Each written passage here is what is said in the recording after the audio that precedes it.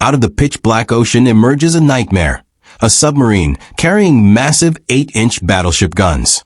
This was the Surcouf, France's most expensive underwater titan, worth $350 million today. Equal parts heavy cruiser and submarine, this terrifying hybrid featured twin artillery cannons, an onboard spy plane, and a motorboat for boarding parties. Yet, it barely saw combat. Allies distrusted its crew, fearing treason, and in 1942, it vanished without a trace in the Caribbean. How did France build the most heavily armed underwater monster in history, only for it to vanish? Today, we audit the tragic story of the Surcouf. To understand why this naval monstrosity was built, follow the geopolitical loophole that spawned it. Following World War I, global military powers signed the 1922 Washington Naval Treaty, placing strict limits on the size and total tonnage of surface battleships and heavy cruisers. However, French naval strategists spotted a critical legal oversight. The treaty contained vague restrictions regarding submarine displacement and gun calibers. This loophole sparked an outrageous ambition.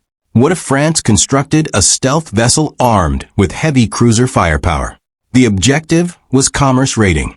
Instead of engaging heavily armored enemy battleships head-on, the Surcouf would lurk undetected along vital trade routes, surface behind enemy merchant convoys, obliterate supply ships with devastating 203mm artillery rounds, and dive back into the depths before escort warships could react. Executing this tactical fantasy triggered a nightmare of mechanical engineering. French shipwrights forced a massive waterproof turret carrying two 8-inch cannons onto the deck, synchronized a complex optical range-finding system, and engineered a pressure-sealed rear hangar housing a foldable Marcel Besson MB.411 floatplane for long-range scouting. France had successfully built a heavy cruiser beneath the waves, a $350 million tactical hazard waiting for its maiden trial. On paper, the Surcouf was an absolute titan of naval engineering, stretching over 360 feet long and displacing over 4,000 tons. It stood as the largest submarine ever constructed for over a decade.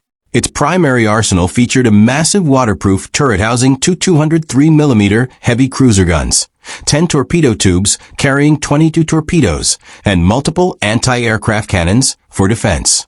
To solve the problem of targeting beyond the horizon, French designers added a custom pressure-sealed cylinder behind the sail. Inside sat a foldable Marcel Besson MB.411 floatplane that could be launched via crane to scout enemy convoys and report target coordinates back to the submarine. Yet beneath this impressive surface layout, the Surcouf was a fundamentally flawed operational nightmare.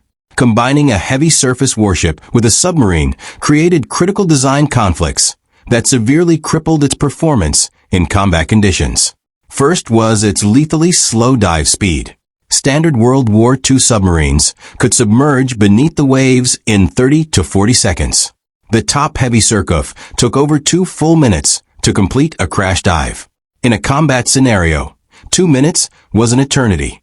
If an enemy patrol plane or destroyer spotted the vessel on the surface, it was a sitting duck long before the main deck submerged.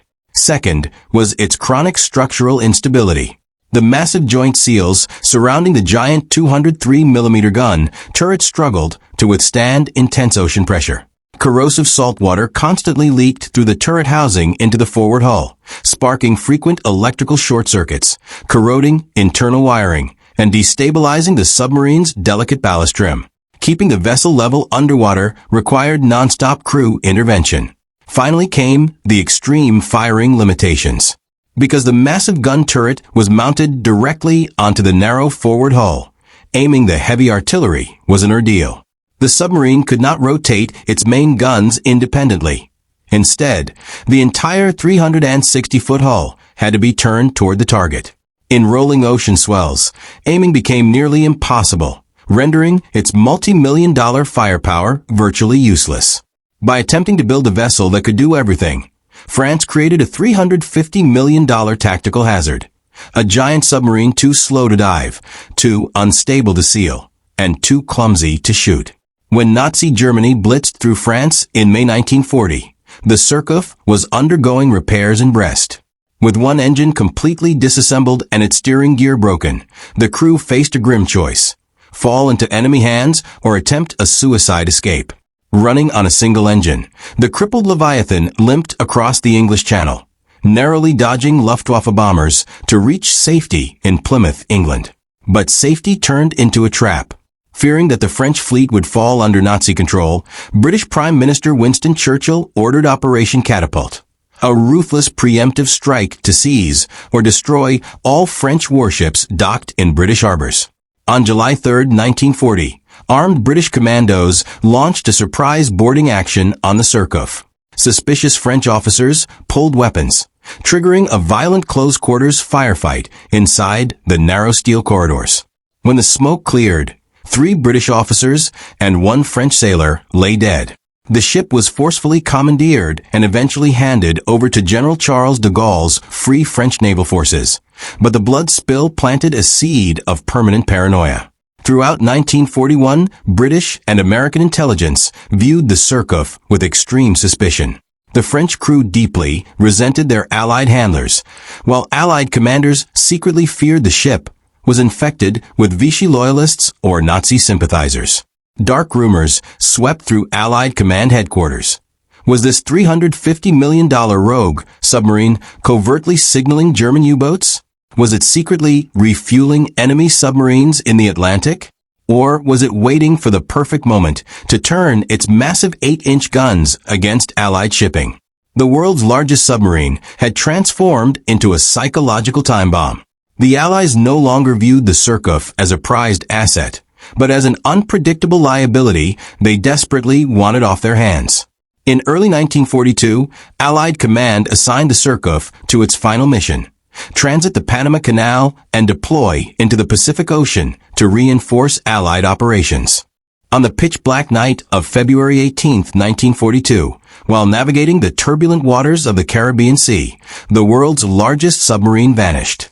No distress calls were sent. No wreckage was immediately spotted. The $350 million Titan simply dissolved into the ocean. 2 leading theories explain its grim end. The first and official explanation is a catastrophic collision. That night, an American freighter, the SS Thompson Likes, reported striking a partially submerged metallic object in the darkness near Panama. The impact ripped open the freighter's bow, while the unknown vessel caught fire and sank within minutes. Given the Surcouf's notoriously low clearance and broken running lights, it likely floated directly into the freighter's path. The second theory points to tragic friendly fire. U.S. Army Air Forces bombers flying anti-submarine patrols in the area reported attacking an unidentified, unusually massive submarine that same night, believing it was a German U-boat. Given the Surcouf's bizarre design and resemblance to no other Allied ship, mistaking it for an enemy target was a distinct possibility. All 130 crew members were lost. France's $350 million underwater flagship lay cold at the bottom of the Caribbean, having accomplished virtually nothing in combat, a tragic, mysterious monument to naval over-engineering. The story of the Surcouf stands as a stark warning in military history. Bigger isn't always better. What began as a revolutionary engineering ambition ultimately succumbed to excessive over-engineering, operational flaws, and geopolitical paranoia, transforming a $350 million asset into a lethal trap for its own crew. Its disappearance marked the definitive end of the cruiser submarine era. Naval powers realized that hybrid monstrosities were fundamentally obsolete, shifting their focus toward dedicated aircraft carriers for long-range projection and smaller, stealthier attack submarines for subsurface dominance. In naval engineering, attempting to perform every role often means executing none of them well. Hit subscribe to join us for more deep dives into history's most expensive military failures. Next time, we explore the Cold War skies, where one nation spent billions constructing a nuclear-powered bomber designed to stay airborne for weeks without refueling, only to realize the deadly radiation inside the cockpit was poisoning the pilots before they even reached their target. Next up, auditing the Convair NB-36H nuclear plane.